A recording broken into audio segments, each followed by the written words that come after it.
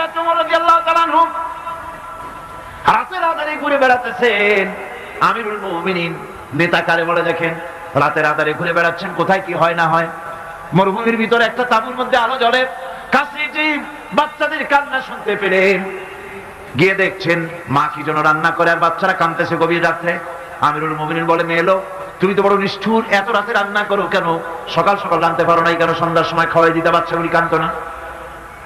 মহিলা বলতেছে, পথিক তুমি কি? তোমার তো আমি চিনি না।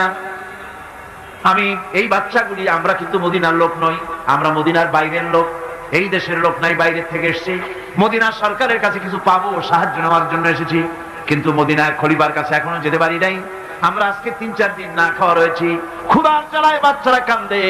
আমি হাড়িতে কোনো খানা রান্না করি না, বাচ্চাদেরকে সান্ত্বনা দেওয়ার জন্য হাড়ির ভিতরে পানি আর পাথর দিয়ে নাড়াচাড়া করতেছি।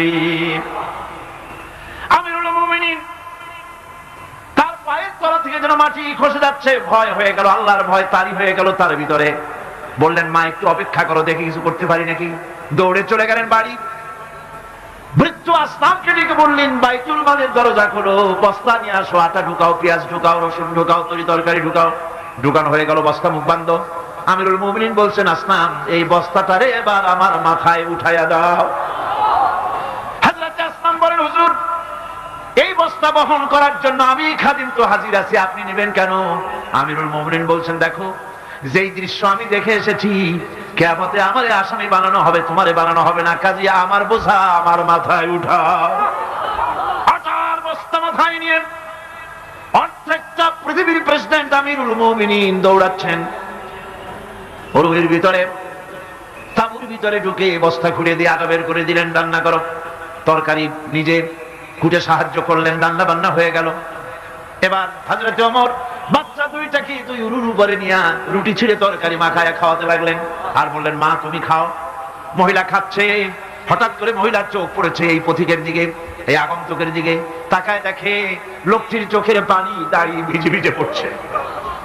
মহিলা বলতেছে, ও পথিক তুমি কে? তোমার তো আমি চিনি না, তবে আমার মন বলে, তোমার ব্যবহার দেখে আমার মন বলে এই মদিনার সরকার আমিরুল মুমিনিন খলিফাতুল মুসলিমিন ওমর না হইয়া তোমার মতো মানুষ হলে বোধহয় ভালো হতো। হযরত ওমর নিজের পরিচয় দিয়ে নিজের বাহবা নিতে চাইলেন না। তিনি বললেন, মা তুমি আগামী কাল খলিফার দরবারে যাবে, সেখানে আমাকে তুমি দেখতে পাবে। পরের দিন মহিলা কষ্ট করে যখন দরবারে চলে গেছেন, যে দেখেন কি সর্বনাশ, রাত্রিবেলায় যিনি বোঝা বহন করে নিয়েছিলেন তিনিই তো খলিফা। মহিলা কাছে গিয়ে করজোড়ে দাঁড়ায় বলেন, আমিরুল মুমিনিন রাতে আপনি আমার জন্য কষ্ট করেছেন, আমি বিরুদ্ধভাবে আপনার কাছে মাফ চাই, আমারে মাফ করে দেন। হযরত ওমর বলেন, মাফ? উল্টা আমার কাছে মাফ চাইও না, তুমি বলার আগে আমি খোঁজ নিয়ে যে তোমার খাবার পৌঁছাইতে পারি নাই, এই জন্য কিয়ামতের দিন আল্লাহর দরবারে ওমরে আসামির কাতারে দাঁড় করাইও না। এই নেতা তৈরি করেছিলেন বিশ্বনবী জনাবে মুহাম্মদ রাসূলুল্লাহ সাল্লাল্লাহু আলাইহি ওয়াসাল্লাম। ভাই আপনাদের জন্য কষ্ট করে ইসলামিক ভিডিও বানাই ভাই, আমাদের এই ভিডিওতে একটা লাইক দিবেন, আমাদের চ্যানেলটাকে ভাই সাবস্ক্রাইব করে আমাদের পাশে থাকবেন। ভিডিও না দেখেন তাতে কোনো দুঃখ নাই ভাই, আমাদের চ্যানেলটাকে একটা সাবস্ক্রাইব করে দেন ভাই, এটি আপনার কাছে অনুরোধ ভাই, প্লিজ ভাই আমাদের চ্যানেলটাকে একটা সাবস্ক্রাইব করে দিবেন।